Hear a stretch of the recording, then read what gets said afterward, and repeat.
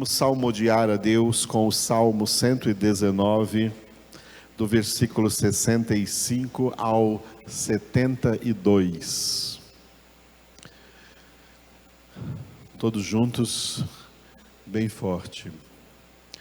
Tens feito bem ao teu servo, Senhor, segundo a tua palavra.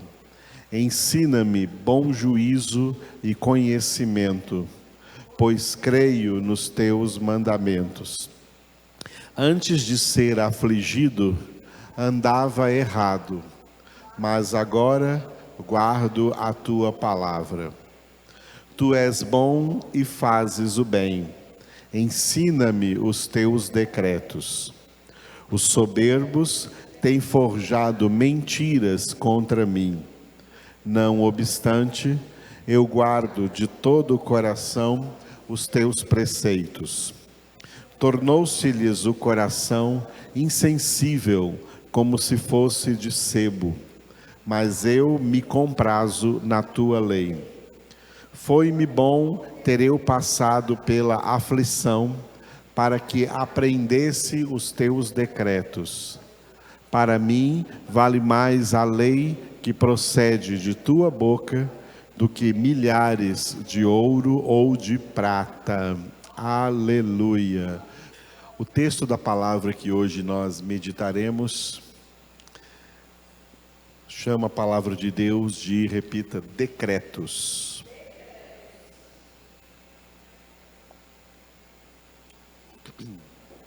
Aleluia. A palavra decreto supõe uma palavra firme, inamovível, imutável, que não pode ser mudada com os tempos, com as eras, com as culturas, com os comportamentos. A palavra decretos define a palavra de Deus como a palavra absoluta, como a verdade absoluta. A palavra de Deus não é relativa. Relativa é o contrário de absoluto. Muita gente pensa que a palavra de Deus é relativa.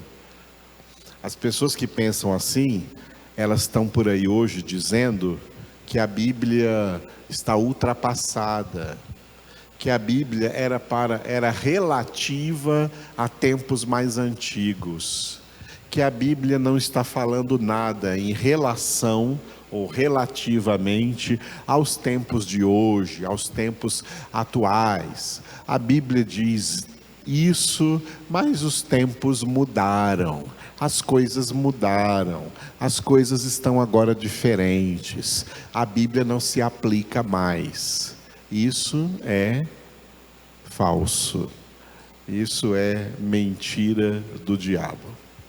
A palavra de Deus é absoluta, válida, imutável e se aplica a todas as pessoas, de todos os lugares, de todas as idades, de todas as épocas, de todas as culturas. A palavra de Deus não se adapta às culturas das pessoas, a palavra de Deus não se adapta aos costumes das pessoas. Dentre todas as pessoas, as que quiserem ser salvas, têm que adaptar suas vidas à palavra de Deus. Quem quiser ser salvo tem que mudar e moldar a sua vida de acordo com a palavra de Deus, porque a palavra de Deus não vai mudar para se amoldar à sua vida. A palavra de Deus permanece, você passa, eu passo, nós passamos, a humanidade passa. Tem 8 bilhões de pessoas na Terra passando, e bilhões que já passaram.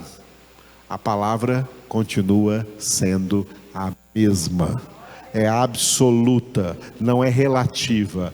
A palavra é decreto baixado do céu, decreto de Deus. O que Deus disse é o que vale. Quem quiser ficar contra isso, está contra Deus e, portanto, a palavra pesa sobre essas pessoas como condenação. Para que a palavra seja palavra de salvação, as pessoas têm que se amoldar à palavra, deixar certos costumes, deixar certas práticas, abandonar tudo o que é contrário à palavra de Deus e amoldar seus pensamentos, seus sentimentos, suas vontades, amoldar a sua alma, amoldar a sua vida de acordo com a palavra. A palavra é o molde. Quem se amoldar de acordo com a palavra vai ter a imagem do Filho de Deus, e aí tem lugar na casa do Pai. Quem não é filho de Deus não tem lugar na casa do Pai. Lugar na casa do Pai é para quem tem a mesma imagem de Jesus Cristo, o Filho de Deus. Ele é o Verbo de Deus, ele é a palavra de Deus. Por isso Jesus mandou a igreja fazer discípulos ensinando a palavra, porque basta ao discípulo uma só coisa: ser como o seu mestre. Para sermos como Jesus, temos que amoldar a nossa vida à palavra. E por isso nós temos coisas que perder e coisas que adquirir. Temos muita coisa para perder e não deixe para amanhã, jogue elas fora hoje. E muita coisa para ganhar que Deus quer nos dar para nos amoldar à imagem do seu Filho Jesus, a fim de que ele seja o primogênito entre muitos irmãos. Aleluia. Não adianta querer, como muita gente está fazendo por aí, inclusive nas redes sociais, né? Muita gente por aí se atrevendo a querer aplicar a Bíblia, a moldar a Bíblia às realidades atuais, para que essas realidades atuais fiquem mais aceitáveis. Nunca serão aceitáveis diante de Deus. O que é aceito diante de Deus é a santidade decretada na sua palavra. Deus não aceita menos do que isso. Aleluia. Palavra de Deus, decretos de Deus. Diga bem forte: decretos. Muito bem, neste parágrafo do Salmo 119, nós chegamos hoje no versículo 68, cujo título, como vai ser esse título repetido em alguns versículos por aí, tá? É um grande clamor do salmista que ele repete dentro destes 176 versículos, ele repete várias vezes, ele pede a Deus para, diga, aprender a palavra. Aleluia. Aprender a palavra é um dos altíssimos propósitos de Deus na nossa salvação. Deus não nos salvou para que nós continuemos ser pessoas ignorantes de Bíblia, ignorantes da palavra. Deus nos salvou para que nós, a partir do dia da nossa conversão para frente, nós todos os dias aprendamos mais a sua palavra. Aprender a palavra na teoria, que significa saber tudo o que está contido aqui nessa palavra, e aprender a palavra na prática diária de nossas vidas. Dentro de casa, no meio da sociedade, no âmbito profissional ou estudantil, ou onde quer que estejamos, é para praticarmos o que aprendemos. Praticarmos o que aprendemos. A salvação não está na teoria, a salvação está na prática. porque é na prática da palavra que essa palavra nos santifica, e sem santificação ninguém verá o Senhor. É praticando a palavra que nós forjamos, que essa palavra vem forjar o nosso caráter. É na prática. Se ela ficar só na teoria e não se manifestar na prática, edifica sobre a areia. Se ela entrou pela teoria e se manifestou na prática, aí edifica sobre a rocha. E é isso o plano de Jesus. Sobre essa pedra edificarei a minha igreja, e as portas do inferno não prevalecerão contra ela. Então, aprender a palavra tem as duas dimensões: a dimensão teórica e a dimensão prática. Recebemos a palavra pela teoria e desenvolvemos essa palavra em nossas vidas pela prática. Amém?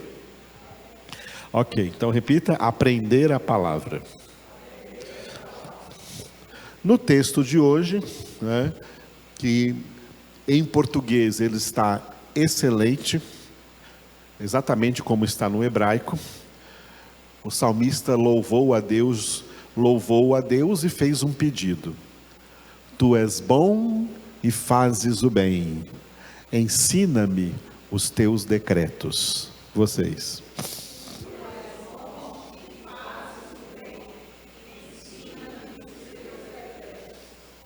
Então, o salmista louva a Deus, dizendo que Deus é bom e que Deus faz o bem.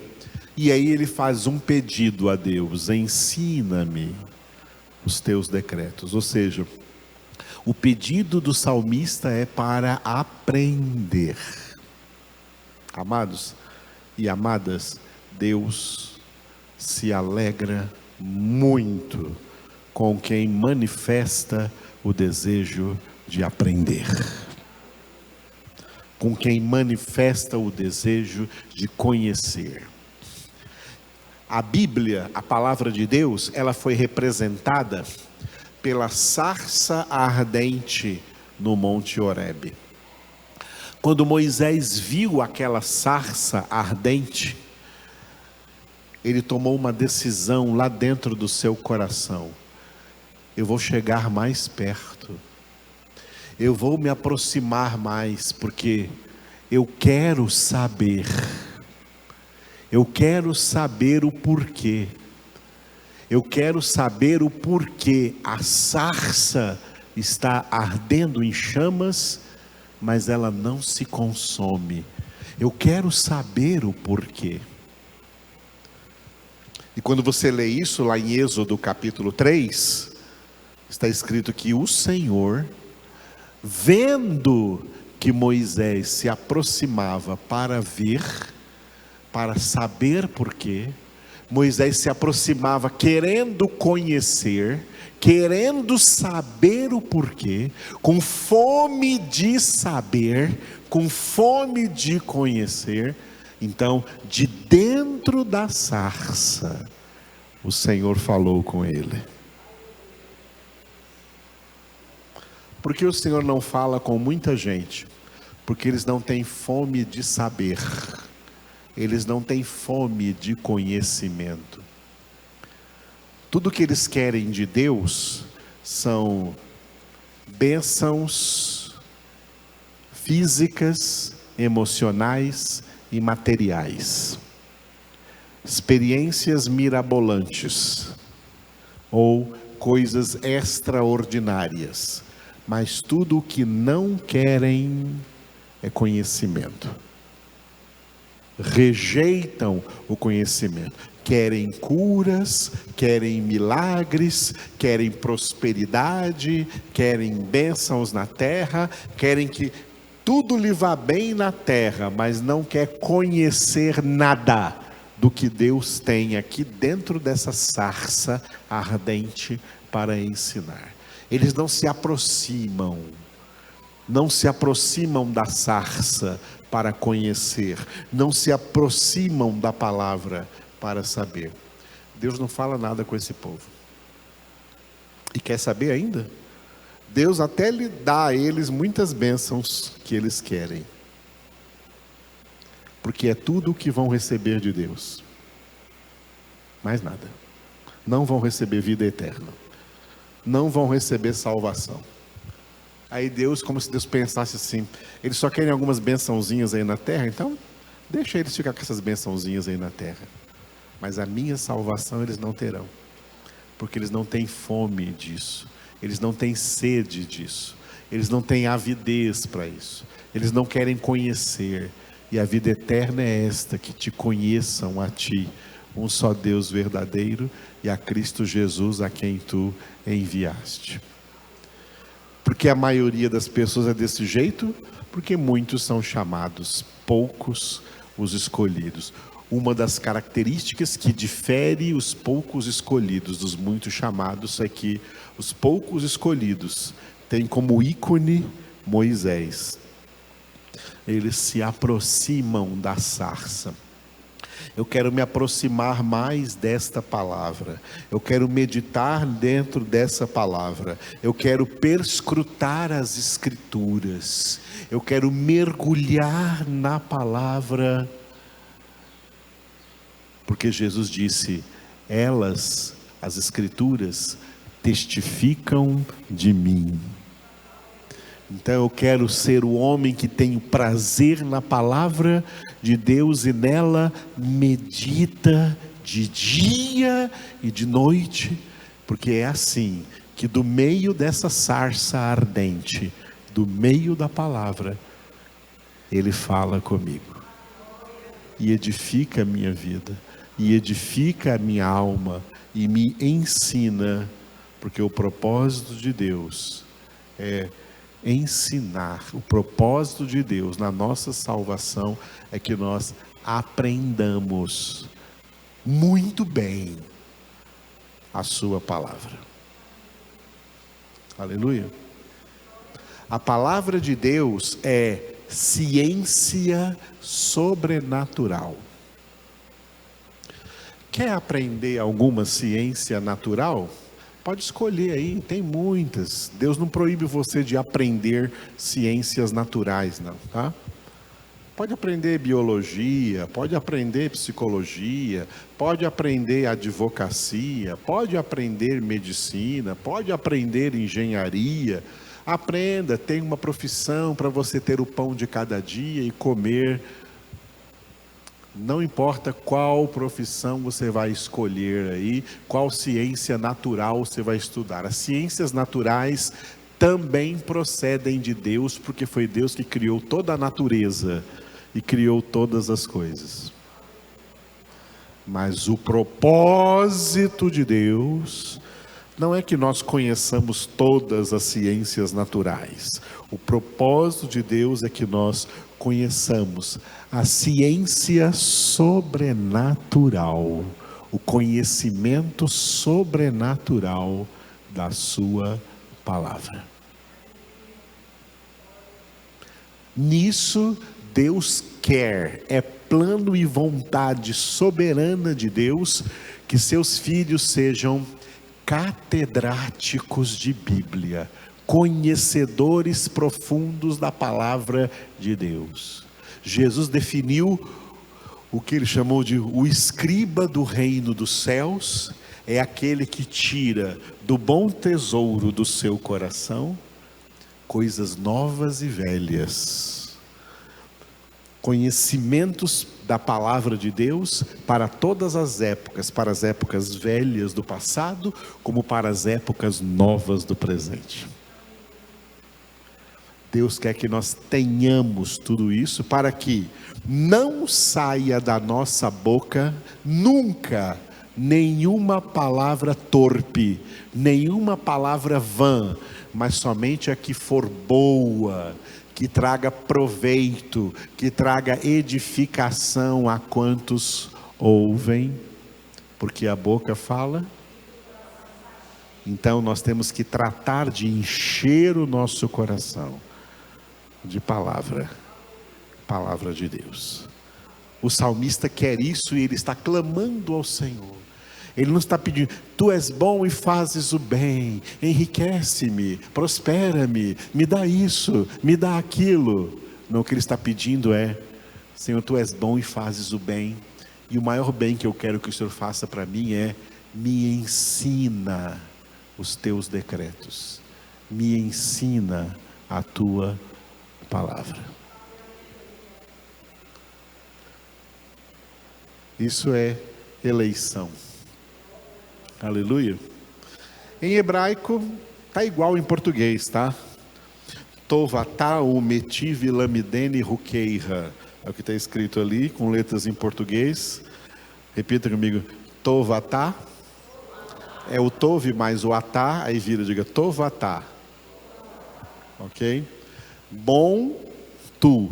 Tove é bom e atá é tu. Tu és bom. Próxima palavra, diga umetive. Fazes o bem, tu fazes o bem. Tu és bom e fazes o bem. Palavrinha do meio, diga lamidene. É pedindo, ensina-me, ensina a mim, ensina-me. E última palavra, diga rukeira. Os teus decretos. Tu és bom e fazes o bem, ensina-me os teus decretos. A tradução em português aí está excelente. Aleluia. Vamos então passar por este versículo, né, parte por parte. A primeira parte é muito interessante. Ele está dizendo para Deus, repita comigo, tu és bom. Deus é bom? Deus é bom. Aleluia. Deus é bom. Quando Deus criou o homem à sua imagem e semelhança, o homem também era bom. Porque bondade faz parte da imagem e semelhança de Deus. Por isso, a bondade de Deus está em toda a criação. Gênesis capítulo 1, cada dia da criação que passava, Deus viu que tudo era bom. E depois que ele criou todas as coisas, inclusive o homem, ele viu que tudo era muito bom. Muito bom. Deus é bom e imprimiu a sua bondade em toda a criação. Toda a criação fala da bondade de Deus. Especialmente quando Deus criou o homem à sua imagem e semelhança. Se Deus criou tudo para ser bom, criou o homem para ser ainda melhor do que tudo. Ainda melhor do que tudo. Com o advento do pecado, o homem decaiu dessa condição de bondade e o homem deixou de ser bom, o homem passou a ser mau. Quando Romanos 3:23 diz, todos pecaram, está dizendo, todos se tornaram maus. Todos eram bons e se tornaram maus. Tá? O homem, pelo pecado, deixou de ser bom e passou a ser mau. Isso é algo tão sério que Jesus afirma que não existe na terra ninguém bom. O único que continua sendo bom é Deus. Não é porque o homem é capaz de fazer coisas boas para alguém que ele é bom. Não. Por isso Jesus disse, vós que sois maus, sabeis dar boas coisas a vossos filhos. Não é porque você sabe dar boas coisas aos seus filhos que você é bom diante de Deus. A maldade permeou a natureza humana, a essência humana. A única forma, única maneira de um ser humano passar a ser bom é mediante a obra da salvação, que envolve a santificação, em meio à qual o Espírito Santo produz na vida dessa pessoa, em santificação, o seu fruto, que tem as suas 9 características, e dentre as 9 características lá de Gálatas 5, 22, 23, está a bondade. Nós só nos tornamos bons mediante o desenvolvimento da nossa salvação, mediante a transformação de nossas vidas na obra da santificação, mediante a qual o Espírito Santo produz em nós o seu fruto e Deus comunica para nós a sua bondade. Deus é bom e a bondade de Deus não é um atributo incomunicável, não é uma qualidade que Deus não possa comunicar a nós. Não, a bondade é um atributo comunicável, que Deus comunica, transmite para nós no processo da nossa santificação. Quanto mais nos santificarmos, melhores seremos, mais bondade de Deus nós recebemos, mais parecidos com Deus nós ficamos na bondade e menos maldade. Aqui na terra nunca chegaremos a 100% de bondade, sempre haverá uma porcentagem de bondade, mas ainda uma porcentagem de maldade, dizendo para nós assim, na sua luta contra o pecado, ainda não tendes resistido até o sangue, ainda tem maldade a ser transformada em bondade. Só Deus é quem vai completar em nós essa obra, e aí então, na nossa glorificação, seremos bons como Ele é bom, porque seremos santos como Ele é santo. Então, é necessário que nós aprendamos a observar a nossa vida, observar a nós mesmos e ver o quanto de bondade já recebemos, o quanto de maldade já perdemos, o quanto de maldade ainda temos e o quanto de bondade que ainda precisamos adquirir. Por isso a santificação é um processo vitalício que nós temos que seguir, como está ordenado a nós em Hebreus 12, 14. Se ficar entrando o ano e saindo o ano e Deus notar que você não melhora em nada, então você está com problemas diante de Deus. Nós temos que melhorar como gente, melhorar como pessoa, melhorar como família, melhorar como profissional, melhorar como cidadão,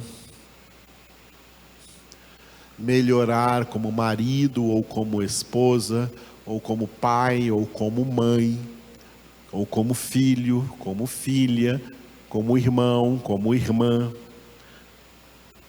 Se Deus olhar para você e ver que durante todos os anos não está havendo melhora, também não está havendo salvação nessa vida. Não está havendo sinal de salvação nessa vida. Não está havendo sinal de Deus nessa vida, porque Deus é bom.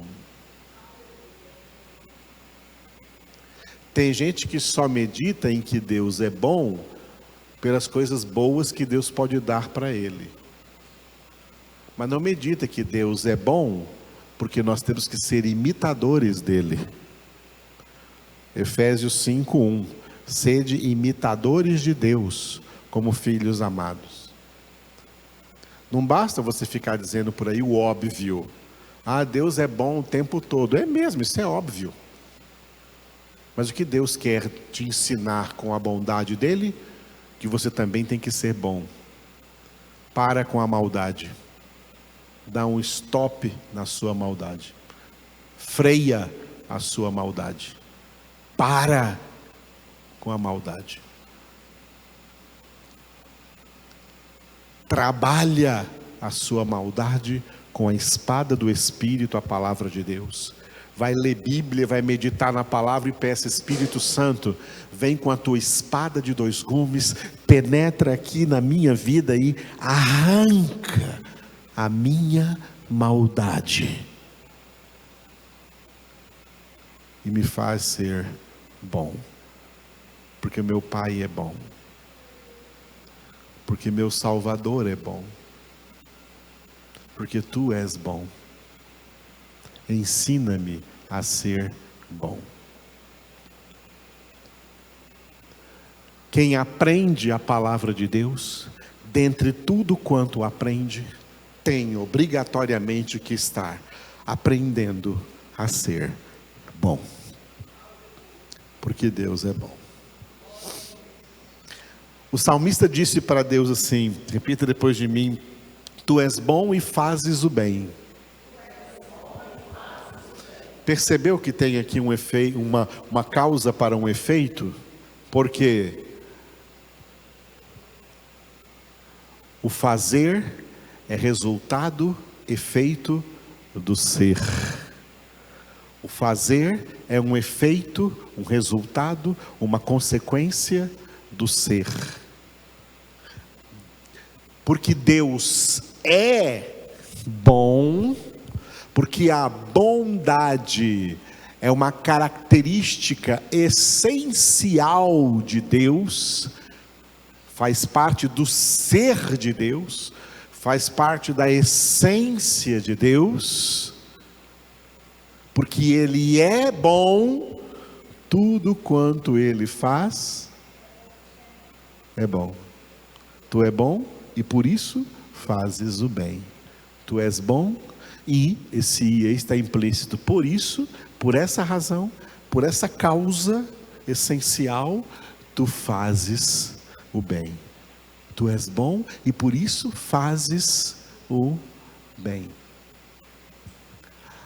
A bondade essencial se manifesta no fazer prático, na prática, nas coisas que Deus faz. Tudo que Deus faz é bom. Deus é bom e, portanto, tudo quanto Ele faz é bom. Tudo quanto Ele faz é bem feito. Quando Deus salva, Ele está sendo bom em salvar. E quando Deus condena, Ele está sendo bom em condenar. Ele salva bem e Ele condena bem. Ele é justo e santo em tudo quanto Ele faz. Glória a Deus. Então, quando pessoas são salvas, bem feito. E quando pessoas são condenadas, bem feito. É Deus quem está fazendo tudo muito bem, tudo muito justo. Em Deus não há maldade, em Deus não há injustiça. Ele faz tudo bem, e fazer tudo bem é fazer tudo direito, é fazer tudo com plenitude de justiça. E é assim que Deus age Porque Ele é bom. Ele é bom em tudo quanto Ele faz. Aleluia. Quando uma pessoa é boa naquilo que ela faz, quando ela entende muito bem tudo acerca daquilo que ela faz, ela é boa naquilo que ela faz. Deus é bom em tudo que Ele faz, porque Ele é onisciente, Ele conhece tudo muito bem, conhece a todos muito bem, e com base no seu conhecimento pleno, com base na sua onisciência, Ele age, e Ele diz: agindo eu, quem impedirá? Ele faz tudo tão bem que nada, força nenhuma, coisa nenhuma, ser nenhum pode impedir o que Ele faz. Esse é o significado. Fazes o bem. Tu és bom e fazes o bem. Aleluia. Dentre todo bem que Deus faz, dentre todas as coisas que Deus faz, e todas são boas, a maior obra de Deus é a salvação dos seus eleitos. Como não há nenhum aqui, eu não ouvi nenhum aleluia. A maior obra que Deus faz é a salvação dos seus eleitos. Ouvi até uma meia dúzia de aleluia, mas então, a maior obra que Deus faz é a salvação dos seus eleitos. É a salvação daqueles que Ele escolheu em Cristo antes da fundação do mundo para serem santos e irrepreensíveis diante dEle. Efésios 1:4. A maior obra. Olha as obras grandiosas que Deus faz. A criação é uma grande obra de Deus. Tudo que Deus faz é maravilhoso. Em tudo que Deus faz está impressa a sua bondade. Mas não há uma obra maior, aonde Deus empregou a maior parte da sua bondade do que a salvação dos seus eleitos. Tem gente que pensa que Deus era obrigado a salvar todo mundo. Isso não. Deus não é obrigado a salvar ninguém. Deus seria completamente justo se não salvasse ninguém. Completamente justo, porque todos pecaram e o justo salário que todos merecem é a morte, é a condenação eterna. Mas Deus expressa a sua bondade para além dessa realidade, tirando algumas pessoas que Ele escolheu dessa condição de condenação merecida e agraciando-os com uma salvação imerecida. Não tem obra maior de Deus do que essa.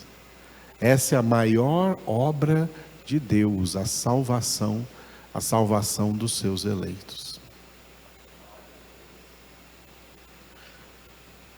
Todo mundo que passa pela terra experimentam uma variedade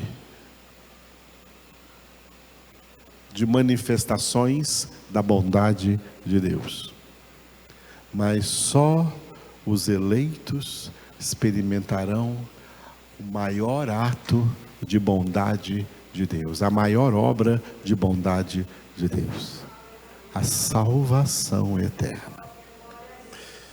E entendeu por que nós temos que ser pessoas muito cheias de alegria do Espírito Santo, de oração, de louvores, de agradecimento, de consagração, de dedicação, de busca pelo Senhor? Olha o que Ele fez conosco, olha como foi bom e como é bom conosco. Não podemos continuar sendo maus, não, irmãos. Nós temos que mudar. Temos que mudar. Porque o nosso Deus é muito bom para conosco. A maior obra é a nossa salvação. E o pedido final do salmista, ensina-me os teus decretos, faz parte dessa obra da salvação. O que Deus faz ou fez conosco, ou está fazendo conosco, mediante a obra da nossa salvação? Eu gosto de usar uma analogia assim, que eu vou falar para vocês, alguns já me ouviram falar disso, de vez em quando eu falo. Deus, na obra da salvação, Ele nos matriculou na sua escola, que eu gosto de chamar de escola da fé. A escola da fé. A salvação é como uma escola. Antes de ser alcançados pela salvação, nós estávamos fora da escola. Fora da escola. A maioria da humanidade está fora dessa escola. Por isso não estão aprendendo nada. Eles estão fora dessa escola. As pessoas não convertidas, elas estão fora dessa escola. A fé que elas têm não é verdadeira, não é sobrenatural. A fé que elas têm é uma fé natural, que elas colocam no que elas querem colocar, mas não tem salvação, porque elas não estão na escola de Deus, elas não estão na escola da fé. A obra da salvação pode ser comparada a isso. Nós entramos para a escola da fé, a escola de Deus. Para entrar numa escola, você tem que se matricular. A matrícula da escola é a conversão. A conversão é a matrícula da escola da fé. Ninguém entra nessa escola sem conversão. E aí muita gente é matriculada nessa escola. Não só os poucos escolhidos, os muitos chamados também. Todo mundo é matriculado aí nessa escola. Os muitos chamados, juntamente, e dentre eles, os poucos escolhidos, são matriculados nessa escola, porque os muitos chamados, aos quais Jesus se refere, não são pessoas que não tiveram experiência de conversão. Os muitos chamados são pessoas que tiveram experiência de conversão. Eles foram matriculados na escola. A conversão é a matrícula. Agora, uma vez matriculado, você entra para o curso. Você começa a frequentar as aulas, você vai para o curso. O curso é a santificação. A conversão é a matrícula. O curso é a santificação. Só que o curso não tem duração de 4, 5, 6 anos. O curso tem duração vitalícia. É até o fim da sua vida você está no curso santificação, aprendendo a palavra de Deus, aprendendo a ser santo, e essa palavra te santificando. Santifica-os na verdade, a tua palavra é a verdade. Durante o curso, os muitos chamados vão caindo pelas tabelas, porque os muitos chamados não desenvolvem a sua salvação. Os muito chamados não se santificam. Eles pensam que vão para o céu só com a matrícula. E aí não tem santificação. E quem não tem santificação, até a conversão que tinha, lhe será tirada. Quem não faz o curso, até a matrícula ele vai perder. Foi o que Jesus disse na parábola dos talentos em Mateus 25. Ao que tem se lhe dará e terá com abundância, mas o que não tem, até o que tem lhe será tirado. Interpretando isso corretamente dentro da Escritura, quem tem santificação, porque fez o curso, lhe será dada santidade com abundância na glória, na glorificação. Mas quem não tem santificação, até o que ele tinha, a conversão, lhe será tirada. Isso acontece com os muitos chamados, que acabam sendo reprovados no curso, porque no curso nós aprendemos a matéria, que é a palavra de Deus, e na medida em que aprendemos a matéria, o mestre nos prova, ele nos dá prova. Deus vem pessoalmente nos colocar em situações para verificar o nosso aprendizado, para ver se nós aprendemos. Se você for reprovado, você é repetente, você repete o conhecimento tudo de novo, e a mesma prova vai voltar para você até que você passe. Tem gente que já está na mesma prova 100 vezes e ainda não passou. Ela vai continuar sendo repetida até passar. Até passar. Quando você passa na prova, você vai ser levado a um nível maior de santidade, a um nível maior de santificação, a conhecimento mais profundo e a provas maiores. E a provas mais difíceis. Até que você aprenda com Jesus a ser obediente até a morte. Aleluia. Então, é assim. A vida com Deus aqui de santificação é um curso. Nós estamos todos nessa escola. Estamos na mesma escola que esteve Abraão e Sara, que esteve Isaac e Rebeca, que esteve Jacó, que esteve Judá, que esteve Isaías, Daniel, Davi, Salomão, Zacarias, João Batista, Pedro, Paulo, Tiago, João, André, Filipe, Tomé, Bartolomeu, Mateus. Todos estamos na mesma escola. E a escola é rígida, a escola é exigente. Por isso que os muitos chamados nunca se adaptam e acabam 1000 caindo à tua esquerda e 10.000 à tua direita. É chamados caindo pelas tabelas de todos os lados. E os eleitos não serão atingidos porque permanecem em Cristo, porque permanecem na palavra, permanecem no curso, permanecem percorrendo a carreira que lhes está proposta, olhando firmemente para Jesus, o autor e consumador da fé. Nas escolas antigas, tinha o quadro das pessoas que já se formaram na escola. Para quê? Para que os que estão estudando se inspirem neles. Essas pessoas aí conseguiram. Na nossa escola tem um quadro com uma pessoa só, Jesus. Para que olhemos para esse quadro e nos inspiremos. Ele conseguiu e por meio dele eu vou conseguir também. Ele me motiva a conseguir. Os eleitos vão perseverar aí até o fim nessa escola. A formatura é a glorificação. A conversão é a matrícula. O curso é a santificação. E a formatura é a glorificação.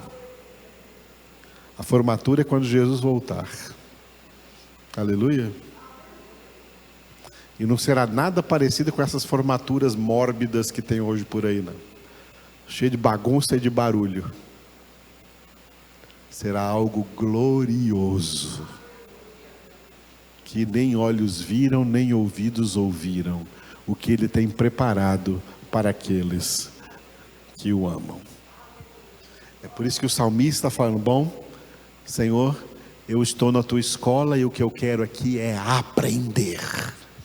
Quero aprender os teus decretos, quero aprender os teus testemunhos, quero aprender os teus estatutos, quero aprender os teus caminhos, quero aprender as tuas doutrinas, quero aprender a tua verdade, quero aprender a tua palavra. Aleluia.